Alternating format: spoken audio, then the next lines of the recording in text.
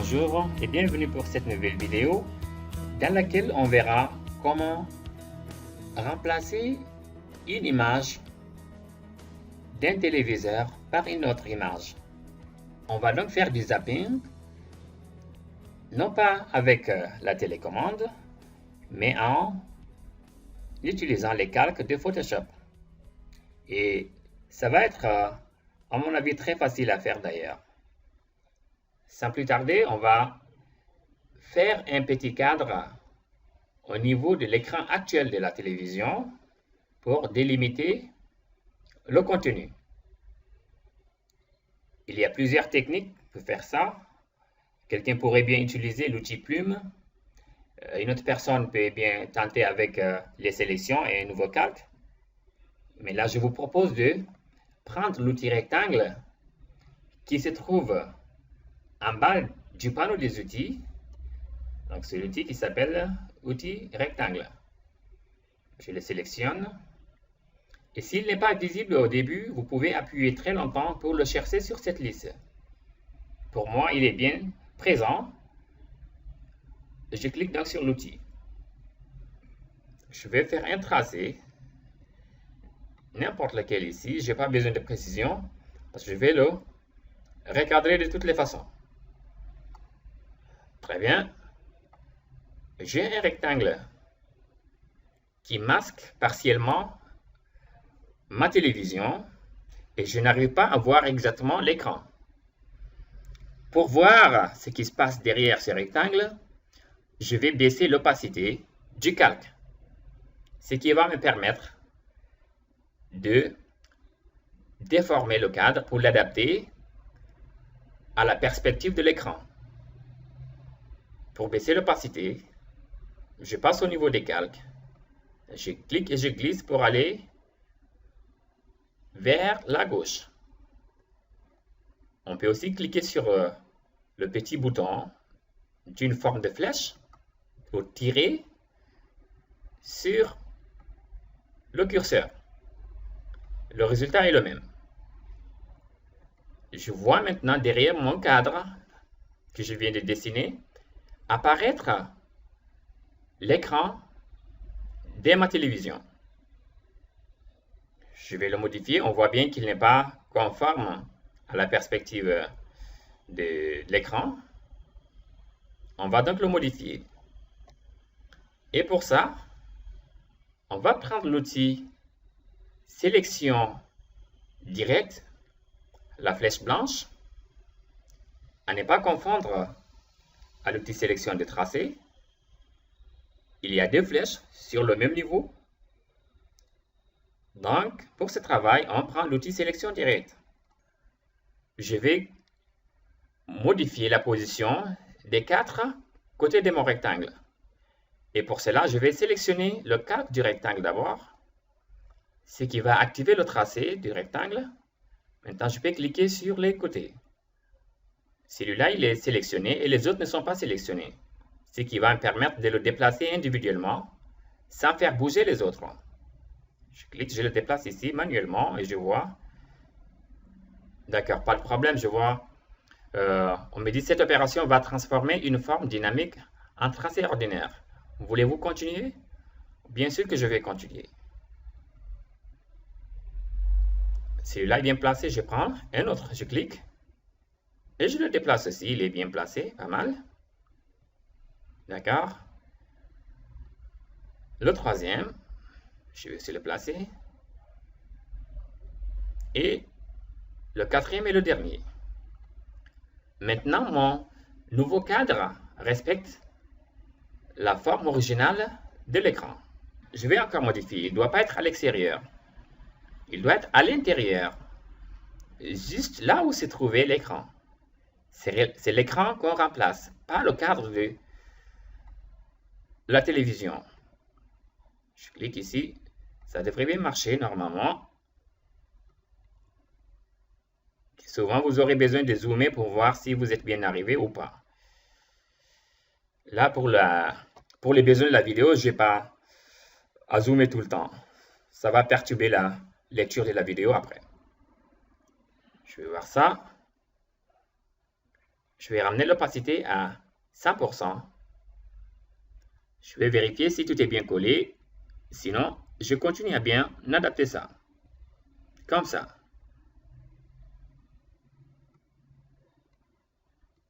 D'accord. Ça marche très bien de ce niveau-là. Je vais voir si je peux améliorer là aussi. OK. Je vais changer cette couleur maintenant pour prendre une couleur qui ressemble à un écran de télévision éteint.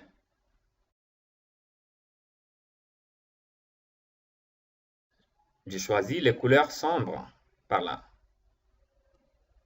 Quelque chose vers du noir. Pas 100% du noir, mais quand même quelque chose comme ça. Je clique sur OK. Mon écran est bien changé. Les réflexions qui apparaissaient sur l'original ne sont plus là. On peut toujours voir l'original en cliquant sur le bouton à gauche du calque. Donc, ça, c'est l'ancien écran avec des réflexions sur l'image. Ça, c'est le nouveau écran, bien propre, sa réflexion. Je vais donc faire Fichier, Ouvrir. Et sur ce dossier, je vais sélectionner quelques images. D'accord, je vais sélectionner 4 images qui vont devenir bientôt les chaînes de télévision.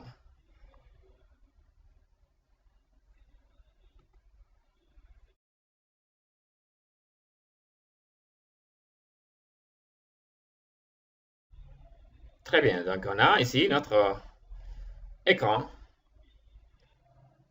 On a une première image ouverte.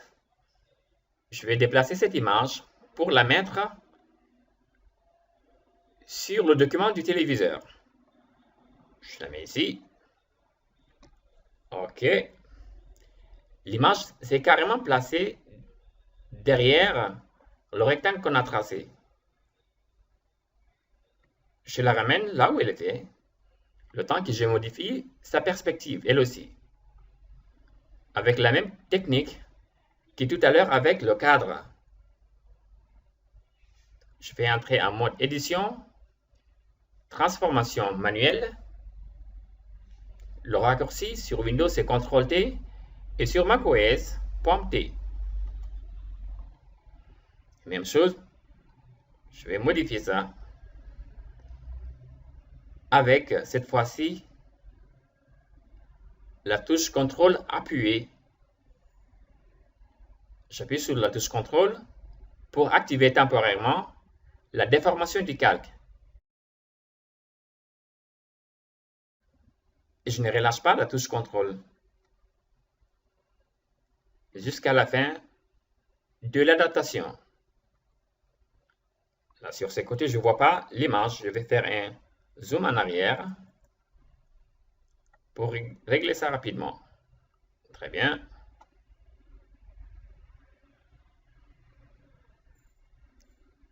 Ça, c'est super. Je clique sur ce bouton pour valider ou sur la touche Entrée du clavier pour accepter cette transformation. Je vais déplacer maintenant mon calque ici pour entrer l'image dans l'écran. On utilise un masque d'encrêtage de Photoshop. On peut le faire en utilisant soit le menu local du panneau de calque. On clique, on dit créer un masque d'encrêtage. Donc je clique sur l'option créer un masque d'encrêtage. Très bien, vous voyez que maintenant l'image ne déborde pas du tout de l'écran. L'image est à l'intérieur de l'écran.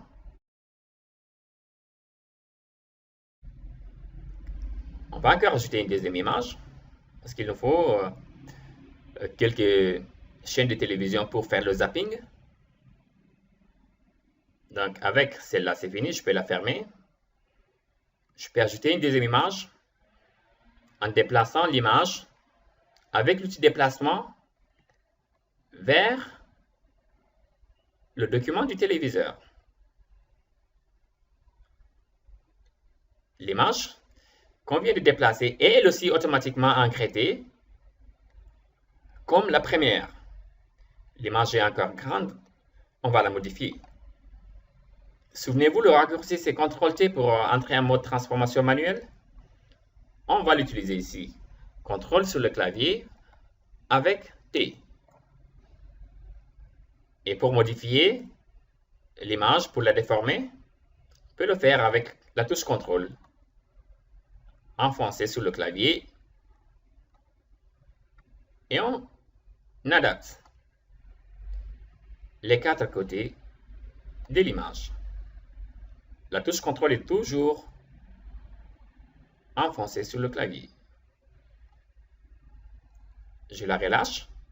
Je clique sur ce bouton pour valider.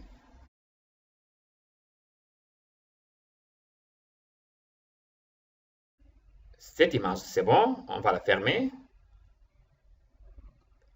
On ajoute une autre image. Avec l'outil déplacement, on clique, on glisse. On revient sur l'image. La troisième image aussi est encryptée. Même chose que tout à l'heure, CTRL-T. J'appuie la touche CTRL. Je laisse mon doigt sur la touche. Et j'adapte les quatre côtés de l'image.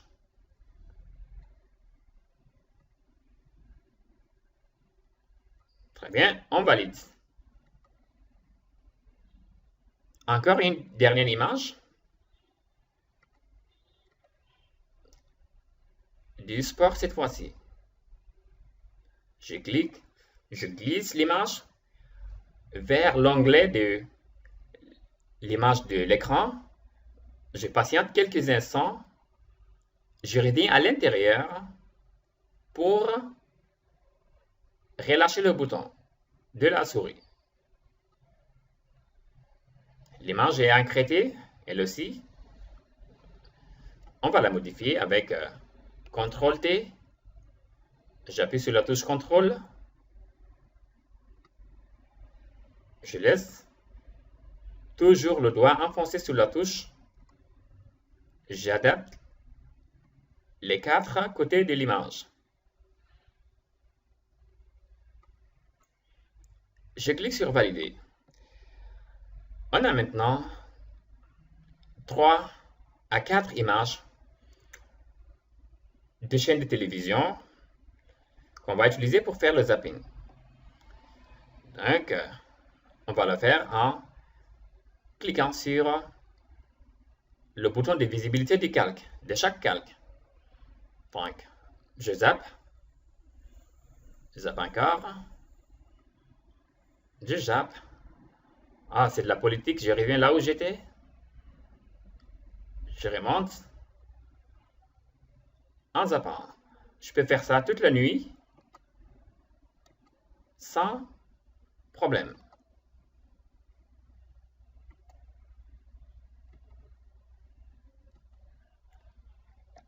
Très bien, on a vu donc des techniques très simples pour changer le contenu d'un écran de télévision